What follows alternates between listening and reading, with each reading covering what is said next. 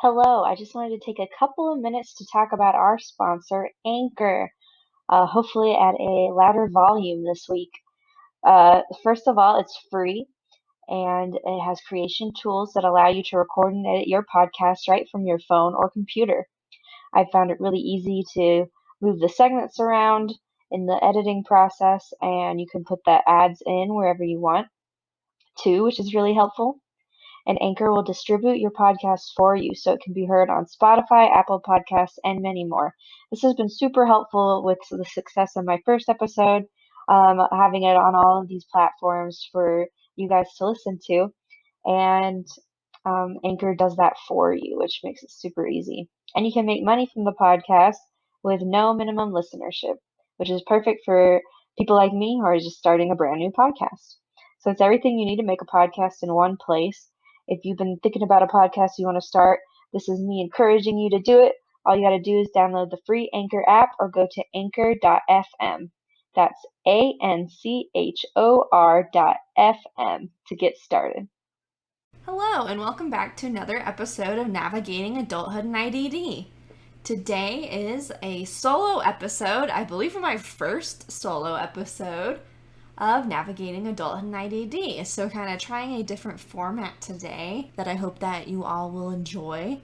And today's theme will be kind of a movie review of Crip Camp, which is a documentary on Netflix that I got to watch recently, earlier this year, that I really enjoyed and would love to kind of share with all of you. So, Crip Camp is essentially a documentary about a bunch of kids who went to a summer camp for disabled children, and it was kind of a camp where they could be themselves and get to do activities they wouldn't normally get to do at home, like baseball, and they all kind of work together as a community to reduce any kind of barriers of participation in the community, and they kind of took care of each other, helping each other shower and eat if needed to, and was really just this amazing, fun kind of summer camp to watch the clips that they have from camp in the documentary. And then what's really interesting is not only this camp,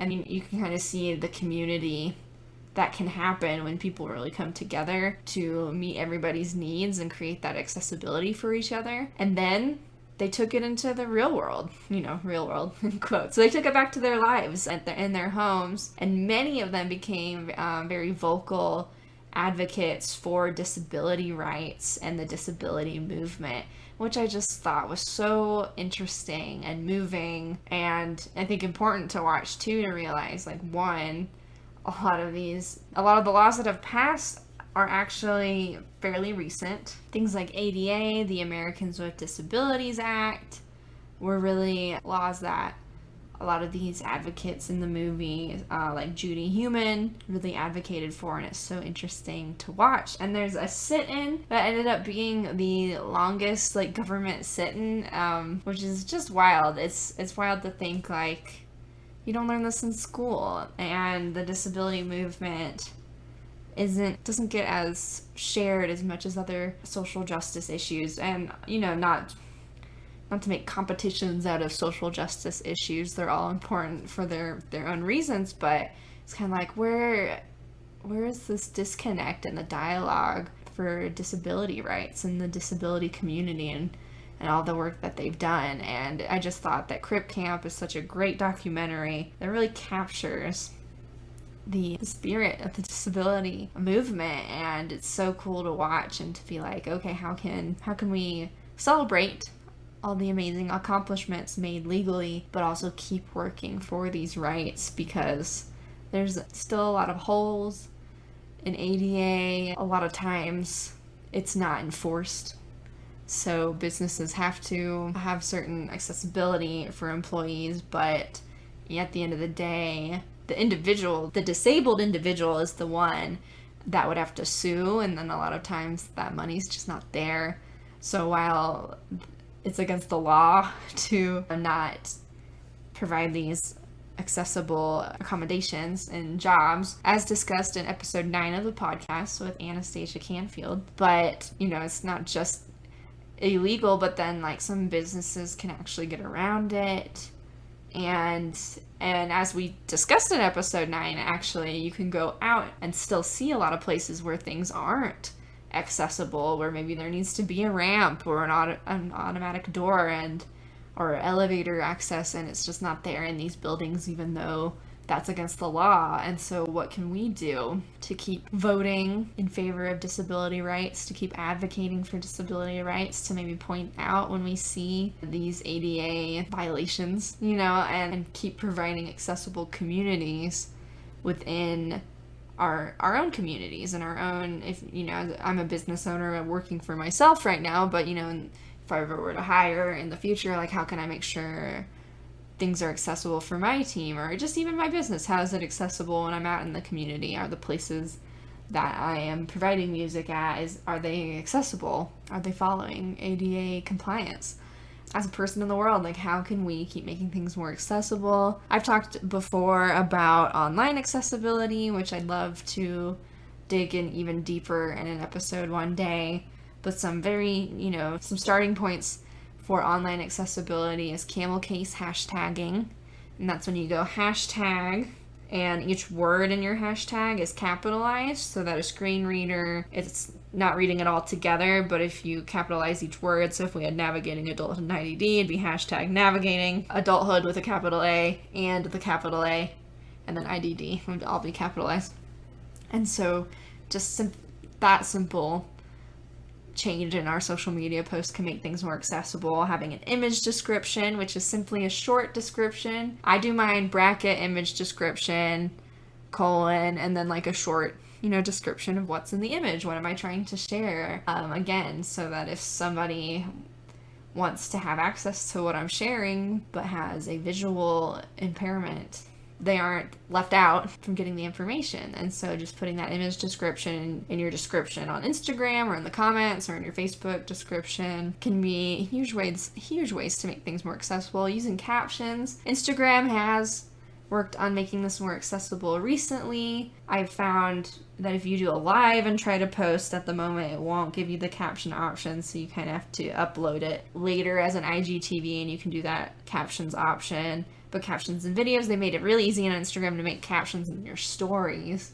which I think is super awesome, so that you can make a story and then have that caption. A lot of times I don't like to listen with the sound. Maybe I'm in public or around, just sitting around with family and I don't want to put it on the headphones. And so when somebody has captions, I can actually watch at any time. And then of course, for somebody with hearing impairment, this is a huge way to suddenly make our contact a lot more accessible so that they can enjoy the awesome things that you're putting out there. And then alt text is another way. This is a little more important, I think. You can always correct me if I'm wrong, but if you own your own, or if you have your own website, you can go in and add alt text, which a screen reader would read. Sometimes I use my image description in the alt text. As far as I am educated, and maybe I could be more educated on this always, but I believe alt text can be a little shorter than an image description. But a lot of times I'll just put the same description in both if it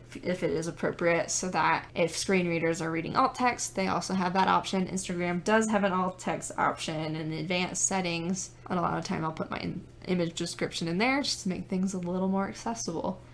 And so those are just a few tips on how you can make your online content more accessible for more people online. Especially, I think in the pandemic we definitely reflected and learned that technology is a part of our society and it's important, and it can be this amazing thing that created connection and accessibility during the pandemic, but there were also barriers, and there's just not as much accessibility as I would like out on the internet as options. Sometimes you gotta find it, or sometimes they're adding things, but the more and more we can find these things being added with our social media posts, just for an example, the more we can make things more accessible, or even just the simple things of hashtags and image descriptions. It maybe takes you a minute to write something really quick and less to fix the hashtags.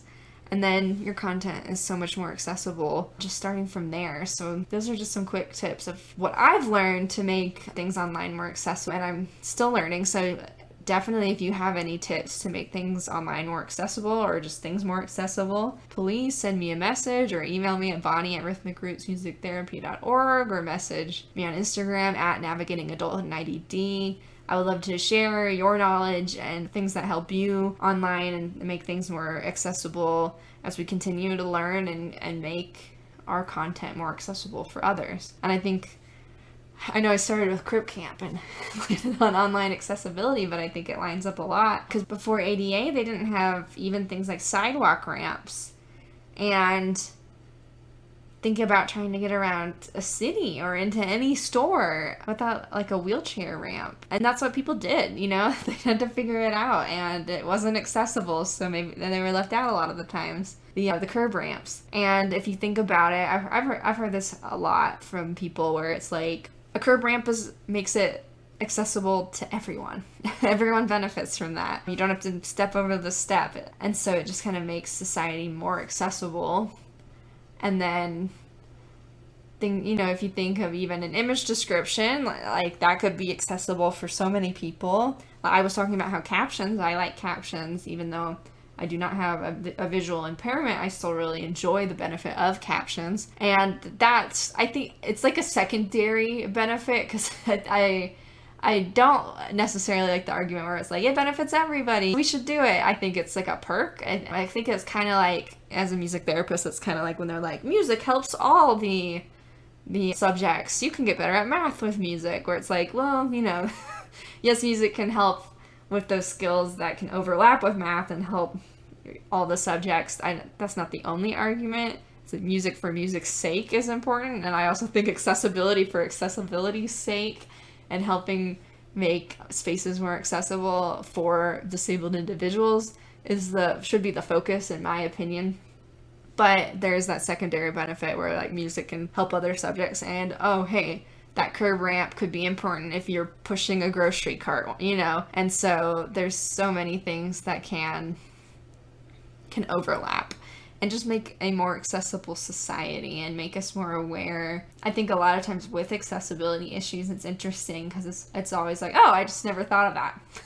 That's been my experience a lot with like hashtags, for the Camel case hashtags, for example. And then once you know, and you can make that fix and make things more accessible. So I think it's listening to disabled voices and disabled perspectives when they're saying like, society has made it this way and I'm left out. And it's like, oh, what can we fix to make that, and really think about everybody and including everybody in those different parts of society that have excluded disabled individuals in the past and now, and because of ableism, because of ableist views of disabled people not being as valuable as non-disabled people or able-bodied people, which just isn't true. Every person is valuable. And kind of tying back to the documentary, I think they captured that spirit so much. They're like, I'm a person, and it's a powerful documentary. Thinking about it, at one point they're like, people want us dead because they like don't see people as a full human.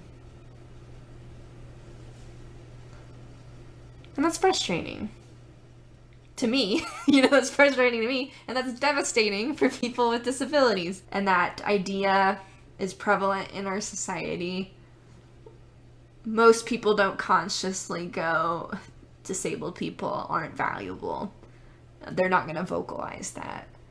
But it's subconscious. It's implicit.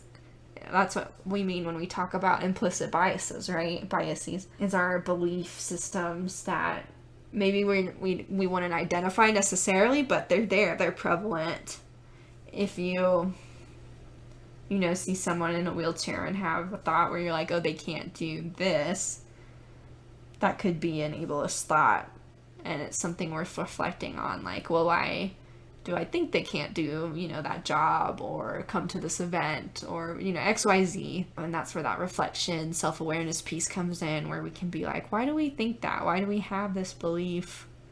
Why? Where does that come from in society? And then how can we fight against those beliefs and that system and provide more accessibility and see people as valuable. And, if you have the explicit belief that everyone is valuable, I think that that can be kind of your connection to your reflection of like also acknowledging we all have implicit biases. Again, that was discussed in episode 9. This is a good epilogue to episode 9 with Anastasia. But, we all have implicit biases, and how can we work on them, self-reflect, improve as people, be lifelong learners. And, there's no one right answer, but I do recommend Crip Camp. I think it's an amazing documentary. One of the producers was somebody who was a camper in his youth. And, I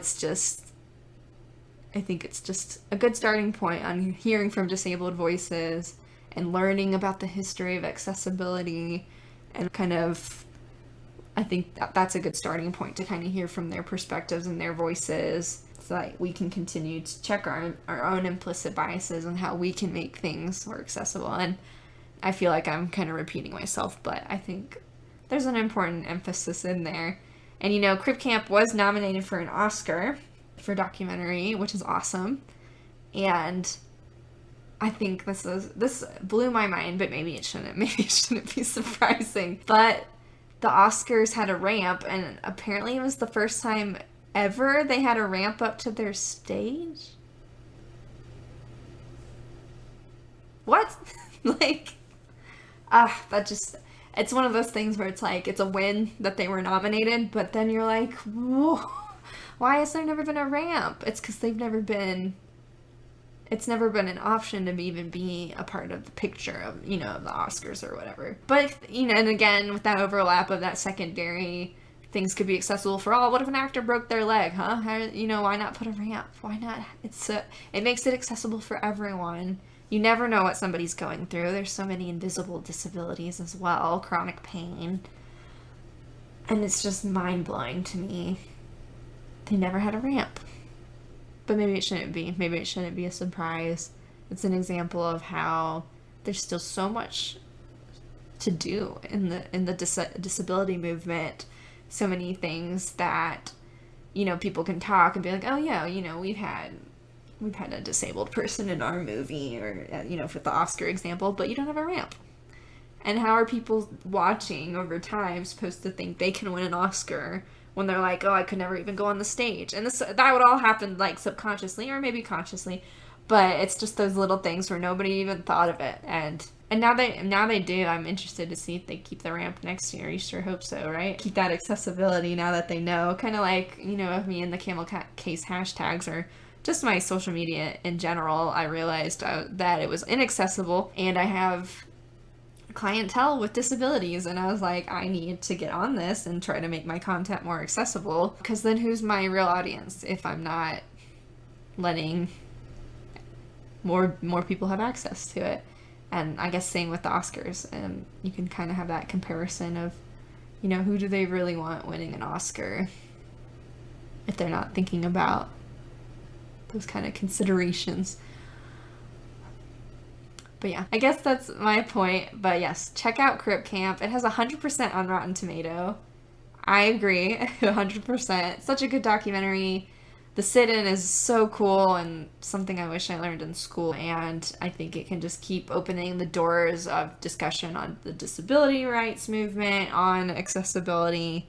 And we can keep striving to make our world, our society, our communities more accessible to all, so that they can be like, hey, I can win an Oscar if they want to.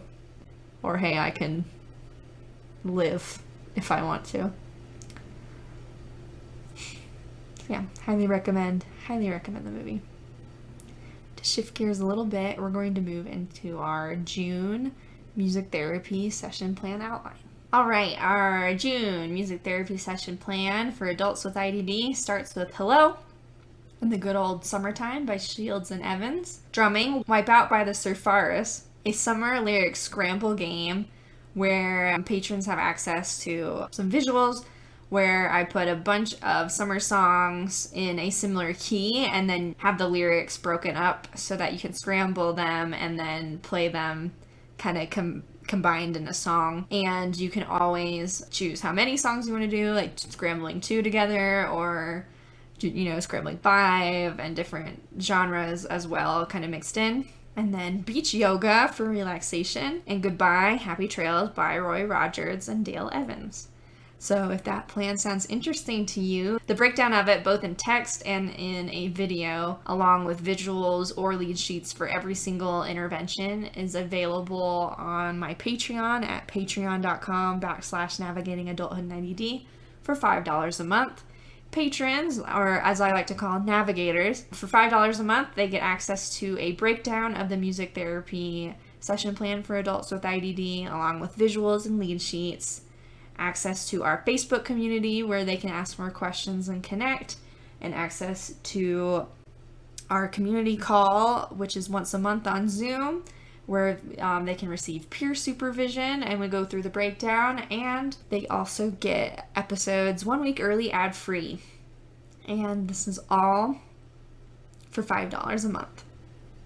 And you also have access to all the previous plans as well. And we have been going for over a year, so there's over 12 plans and growing. I just finished the July plan, which is in Patreon right now with the written breakdown. And I will go over it in the next community call with the breakdown, which will be accessible for all patrons. So please consider joining if a community sounds like something you're looking for in your professional development. We would love to have you and to help you with peer supervision and to hear your awesome ideas too. Other ways to support the podcast include sharing it with somebody you think would like it, rating us on iTunes, and continuing to listen and download to the podcast as it comes out. Thank you all so much for your support. We just ended the launch of the Music Therapy Podcast Collective pod courses, and I had a course on sale called Neurodiversity and Disability Culture and our music therapy practice for adults with IDD, which featured episode 6, episodes 9, which was touched a lot in this little episode, and episode, it was with Alyssa Stone, 12 maybe, 14, I can't remember. I think it's 14 now that I say it. It's not on sale anymore, but it's available for purchase on mtpccollective.com. You can get 5 CMTE credits. They are approved. They are an approved provider with CBMT. And so if those topics interest you, if this mini episode interests you, I think that's a lot of the heart of this course with neurodiversity and disability culture with Anastasia's episode. Crip Camp is actually one of the resources that I list as part of the self-study portion of the course. So if at any point you're interested in this course, it's on their website, and you can get those 5 CMTE credits. And thank you to everyone who has purchased it already. So much work went into that pod course, and I really appreciate that support, and it helps support this podcast continuing too. So just really appreciative and grateful for this podcast and for continuing to share advocacy for disability culture and for neurodiversity and listening to disabled voices. If you or someone you know would like to be on the podcast, you can email me at bonnie@rhythmicrootsmusictherapy.org. I'm always interested in new guests, especially disabled voices, and I'd love to have you on, have you chat. Super casual, I promise. Yeah, so hopefully you got something out of today's episode. Go check out Crip Camp if you haven't, and I will catch you in the next episode. Thanks for listening. This podcast is by Rhythmic Roots Music Services, LLC, with content and music by Bonnie Haupt. Transcriptions are made by my favorite little sister, Emma Haupt. Thanks for listening.